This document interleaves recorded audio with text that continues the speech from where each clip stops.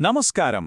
లా చదువుతున్న వాళ్ళకి, ముఖ్యంగా ప్రాపర్టీ లా సబ్జెక్ట్లో ఈ టాపిక్ చాలా కీలకం. అదేంటంటే దానం లేదా గిఫ్ట్. ఇప్పుడు ఎగ్జామ్స్ దగ్గర పడుతున్నాయి కదా, సో ఈ టాపిక్ని పరీక్షల కోసం ఎలా ప్రిపేర్ అవ్వాలి, ఏ పాయింట్స్ గుర్తుపెట్టుకోవాలి అన్నది సింపుల్గా, క్లియర్గా చూద్దాం. ఇంకెందుకు ఆలస్యం, మొదలు పెడదాం. సరే, ఈ టాపిక్ని బాగా అర్థం చేసుకోవడానికి మనం ఒక 5 స్టెప్స్ ఫాలో అవుదాం. ఫస్ట్, అసలు చట్టం ప్రకారం గిఫ్ట్ అంటే ఏంటి? తర్వాత, ఒక గిఫ్ట్ వ్యాలిడ్ అవ్వాలంటే ఉండాల్సిన ముఖ్యమైన విషయాలేంటి? మూడోది, గిఫ్ట్కి సేల్కి తేడా ఏంటి? నాలుగోది, దీన్ని అఫీషియల్ ఎలా చేస్తారు? అండ్ ఫైనల్గా, కొన్ని స్పెషల్ కేసెస్ గురించి కూడా మాట్లాడుకుందాం. ఈ ఆర్డర్లో వెళ్తే ఎగ్జామ్లో ఎలాంటి క్వశ్చన్ వచ్చినా సరే ఈజీగా ఆన్సర్ చేయొచ్చు.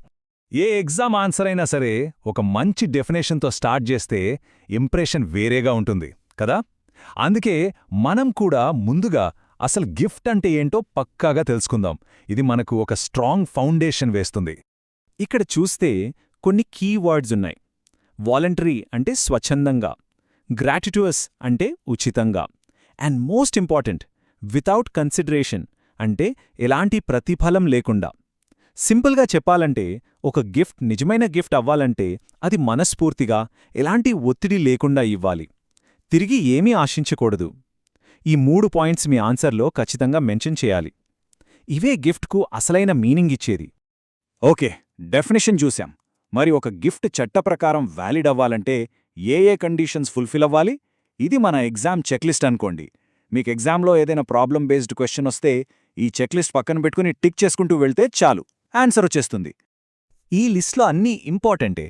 డోనర్ కాంపిటెంట్గా ఉండాలి, డోని దాన్ని తీసుకోగలగాలి, ప్రాపర్టీ అప్పటికే ఉండాలి, ఇవన్నీ ఓకే.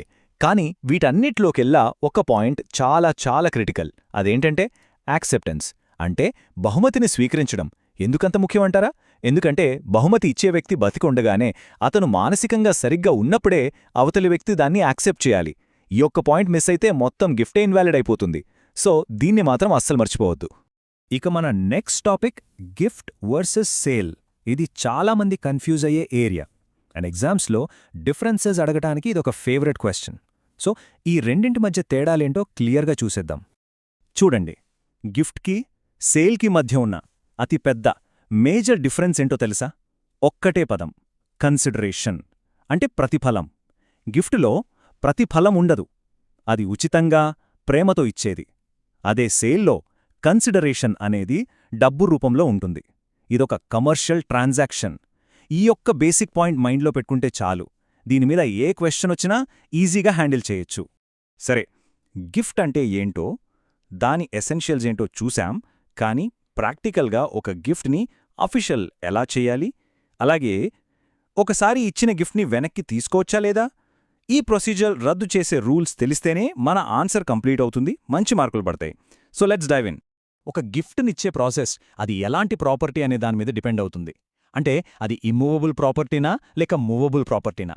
ఫర్ ఎగ్జాంపుల్, ఒక ఇల్లు లేదా ల్యాండ్ లాంటి ఇమ్మూవబుల్ ప్రాపర్టీని గిఫ్ట్గా ఇస్తుంటే ఖచ్చితంగా రిజిస్టర్డ్ డీడ్ ఉండాలి, దానికి 2 సాక్షులు కూడా ఉండాలి.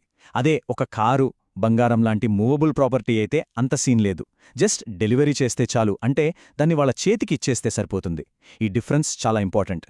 ఎప్పుడు అసలు సిసలు ప్రశ్న, ఒక్కసారి గిఫ్ట్ ఇచ్చాక దాన్ని వెనక్కి తీసుకోవచ్చా?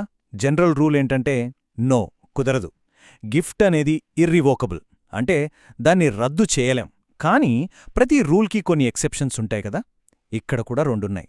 ఒకటి, గిఫ్ట్ ఇచ్చేవాళ్లు తీసుకునేవాళ్లు ఇద్దరూ మాట్లాడుకుని ఓకే అనుకుంటే వెనక్కి తీసుకోవచ్చు. 2, ఆ గిఫ్ట్ అనేది ఫ్రాడ్, క్వెర్షన్ అంటే బలవంతం లాంటి వాటితో ఇప్పించుకుంటే అప్పుడు కూడా దాన్ని రద్దు చేయొచ్చు. ఈ 2 ఎక్సెప్షన్స్ ఎగ్జామ్ పాయింట్ ఆఫ్ వ్యూలో చాలా ఇంపార్టెంట్. ఓకే, బేసిక్స్ అన్నీ కవర్ చేశాం. ఇప్పుడు కొన్ని అడ్వాన్స్డ్ కాన్సెప్ట్స్ చూద్దాం. మీ ఆన్సర్లో ఈ పాయింట్స్ కూడా యాడ్ చేస్తే మీ పేపర్ని కరెక్ట్ చేసేవాళ్లకి మీ సబ్జెక్ట్ నాలెడ్జ్ ఏంటో అర్థమవుతుంది, మీ ఆన్సర్కి ఇంకాస్త వాల్యూ యాడ్ అవుతుంది. మొదటిది ఓనరస్ గిఫ్ట్. పేరు కొంచెం కొత్తగా ఉంది కదా. సింపుల్గా చెప్పాలంటే ఇది ఒక ఆల్ ఆర్ నథింగ్ డీల్ లాంటిది. అంటే ఒకే గిఫ్ట్లో మంచి, చెడు రెండూ కలిపి ఉంటాయి. ఫర్ ఎగ్జాంపుల్, ఒక ఇల్లు గిఫ్ట్గా ఇచ్చి దానిమీద ఉన్న లోన్ని కూడా మీరే కట్టాలి అని చెప్తే, మీరు ఇల్లు తీసుకుని లోన్ని వదిలేస్తానంటే కుదరదు. మొత్తం గిఫ్ట్ని, అంటే ఆ బాధ్యతతో కలిపి యాక్సెప్ట్ చేయాలి లేదా మొత్తం వదిలేయాలి. అయితే ఇక్కడొక ఇంట్రెస్టింగ్ పాయింట్ ఉంది. గిఫ్ట్ తీసుకునేవాళ్లు మైనర్ అయితే వాళ్ళకి ఈ రూల్ వర్తించదు. ఇది ఎగ్జామ్కి చాలా ఇంపార్టెంట్. ఇక రెండో స్పెషల్ కేస్ యూనివర్సల్ డోనీ. అంటే ఏంటి?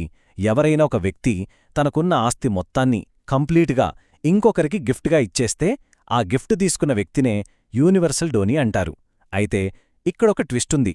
వాళ్లు కేవలం ఆస్తులే కాదు, ఆ గిఫ్ట్ ఇచ్చిన వ్యక్తి అప్పులకు కూడా బాధ్యులవుతారు.